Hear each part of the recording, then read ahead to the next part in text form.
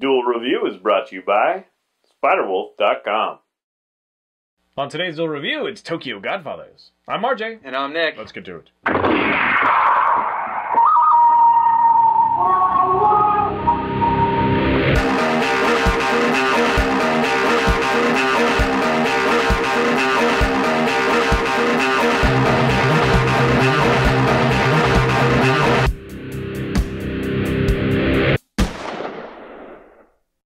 Hey everybody, today is July the 25th, and we're taking a look at the anime movie Tokyo Godfathers. That's right. This is a 2003 Madhouse Studios production, directed by, what is his name? His name is Satoshi Kon. Satoshi Kon, thank you, who also did Paranoia Agent.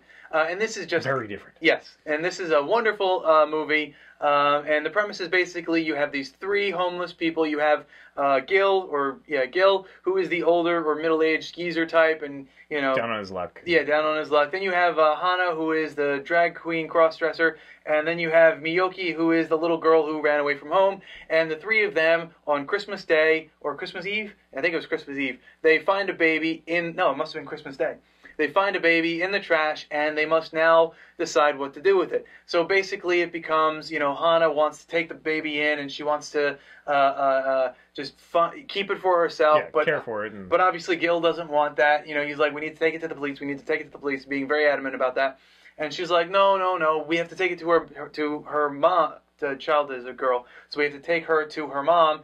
And reconnect the family and find out what's going on and just fix things, because that's the type of warm-hearted person Hana is. And just some really interesting things happen from there, because anyone associated to that baby has something in their life kind of changed because of it. It's all about coincidences and changing and redemption. There's just so much in this movie. It's just a wonderful, wonderful movie. So yeah, that's pretty much it. What did you think? Well, obviously you liked it then. I did. I loved it. I found this actually on a list of, someone was like reviewing, a kind of more slice of life kind of animes. I was like, okay, well that sounds cool. I saw it on Netflix the other day and I was interested, so went ahead and watched it. It is subtitle only, so just be warned. But it's very beautiful. It's great artwork, but it's not like fast paced. So reading subtitles doesn't really detract from that. There are some animes where I just hate reading the subtitles because I want to spend the time looking at the screen because everything's changing so fast. We're looking at you, Attack on Titan. Yeah, you're coming soon. Anyway, this one is different than that, so I enjoyed hearing the original Japanese voice cast, yeah. And I really did enjoy this movie as well. It is this fun character piece. If you've watched these reviews before, I'm huge on character. I love seeing development of character, and we see a lot of the backstory unfolds at such a nice pace. Right. It's not just like plopped in your lap like, oh, this is what happened with this dude, and this is what, it's kind of slowly unveiled, and you meet these characters, you're not so totally sure what the deal is, but they have some kind of association with one of the three.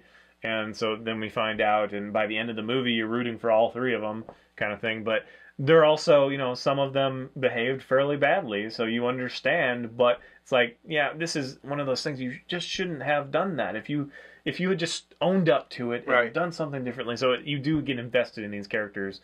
The baby is just kind of this really sad but heartwarming thing that you find out, and it's funny. It's got like that premature ending, which I really wasn't necessarily expecting that, but then it becomes something else. Yes, and I like that. That was really fun. Yeah, I wasn't expecting that, although I knew something was kind of weird. Yes, like, what's going on? But then, anyway.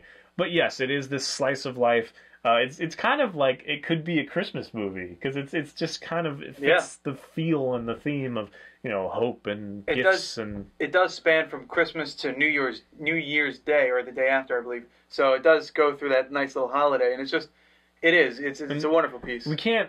It's so delicately structured that I don't want to give away anything, so we can't really talk a whole lot about the plot other than what we've already discussed. Although I did want to say real quickly that it is unfortunate because Miyoki's story isn't completely fleshed out. There's something that she did that caused her to run away from home, and you don't really understand why she did that. That's never explained, but it does get resolved, if that makes sense. Yeah, I mean, I kind of see the writing on the wall. Right. So I can kind of make... But yes, that's true. They don't quite spend as much time as the other two. Right. And then at the end, I will say this. There is this little subtle thing that if you're not paying attention, like if you're just kind of like watching this while you're eating or watching it while you're online or something, you might miss it, and it's like the most awesome ending thing ever. It's just like, oh, dude, that's so cool. They're gonna, find that, and wow, it's gonna be just life changing. Yeah. Kind of thing. So, Yeah. So I really did enjoy this. The subtlety of the movie. It's not one of those things that everybody's gonna like, I don't think. But if you do like kind of the slice of life, down on your luck, but finding hope in the small things and just kind of this personal adventure character story, then there's no reason you shouldn't like this. Right. One of the things that I wanted to bring up also was, as far as the story goes, it talks a lot about coincidences, which I mentioned earlier, and it's just coincidence after coincidence after coincidence, and it's like, well, when do these coincidences become a miracle? And it kind of gets answered right at the climax, and I think they do that so very well, where it's like all these coincidences and then suddenly this miracle, and then you're just like, this is a perfect movie. Everything that was supposed to happen has happened. It's just wonderful. I can't praise this movie highly enough. Cool. I thought maybe you would really like it, but you never know. There's sometimes there's just something that takes people out of it. But yeah, okay, great. All right, it is on Netflix, like I mentioned, so go check it out.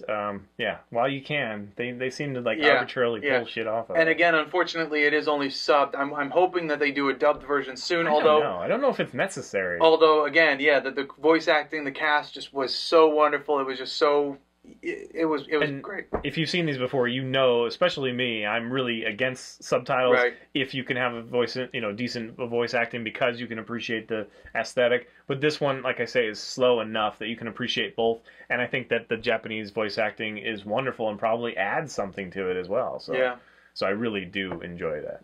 All right, guys, thanks for watching. Please subscribe to our YouTube channel and follow our great playlists. Game Lab's been a lot of fun. Yes, it has. And please leave comments. We love comments. And you can help support us by buying our wares at spiderwolf.com. That's right, Nick. T-shirts, a card game, art print, short stories, and more. And if you're on Facebook, so are we. So find us and friend us and chat with me, because I'm usually online chatting to people. That's right. We're also blogging, so you can follow each of us. Mine is fisk37.tumblr.com. I'm blogging as characters, releasing updates of my characters. This world I've created for 10 plus years, I'm starting to trickle it out there. So go take a look if you like it, share it, support us that way. And mine is nicholasbach at .tumblr.com, and that's pretty much just all of my short stories, long stories, poetry I threw in there, just all sorts of crap that I have been doing for a while now, and I'm just trying to consolidate it into one nice spot. All right, guys. See you later.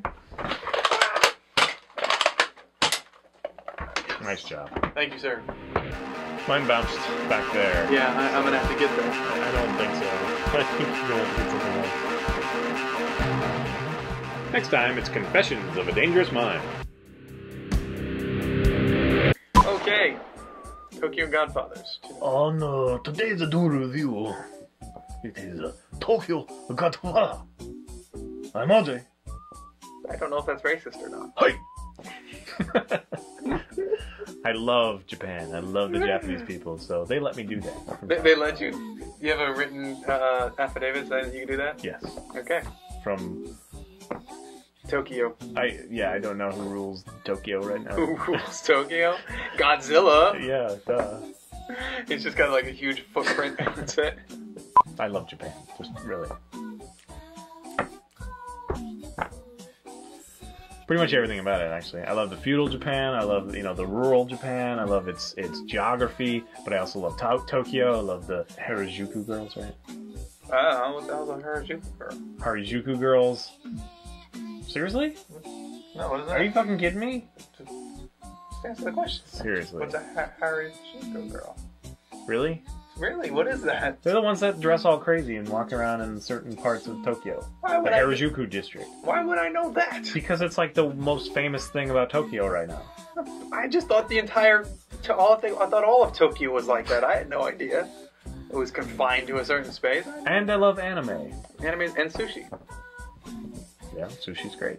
Harajuku, you don't know? I'm sorry, I don't know those terms. If you just say weird crazy girls with pink and purple like highlights and weird dreadlock things, then I'd be like, oh, okay. Yeah, and a lot of them make their own outfits and stuff. Yeah, and that's awesome. A lot of creativity. That's awesome. I'm not sure I would like those little bed cube things. Bed cube? What the hell's a bed cube? Like they're literally tubes stacked on each other that you sleep in. It has like a little TV, but it's very claustrophobic. Like you can lay and touch the sides scary. like this. Why the hell would you want bath? Because it's cheap. It's like a coffin. There's a lot of people that do it. Well, it's open on one end. You just have a curtain, like where your feet are. Huh. Yeah, it's crazy. You haven't seen that either? That's a coffin. I'm not, no. Dude, you gotta, watch some cultural TV or something. Seriously. Obviously, the drag queen's like, I've always wanted to be a mom. So he. Obviously. Yeah, obviously. So she takes him in, or he takes him in. I think they want to be called she, right? So she takes him in, and she's like, I'm sorry, guys. We have to. What? You're not being very sensitive. Well, anyway. I don't Continue. know. I don't know that yet. Anyway, so she takes in the child. Nick, open mouth, foot goes in. Done. I don't feel embarrassed about that because I don't know the proper way to address them. They like to be calling she's, right? Do they? I don't know. She takes in the baby. She wants to nurse. We're doing this over again. So, okay. It went too far. Am I calling it a she? It? You just called it an it. Am I calling him a she? I didn't call him either him or she. Doesn't matter. What do they want to be called? I don't know. It depends on who they are. You ask them. The drag queens. I don't know. I think they want to be called she. I think that's what they want. So that's what. I don't think so because a lot of drag queens are actually men full time, except for at night when they dress up. A lot of them are that way. She seems to be a little bit more wants to be a girl. I'm gonna call her a girl. We're gonna call her a girl. I'm sorry. That's all in the bloopers. Oh yeah.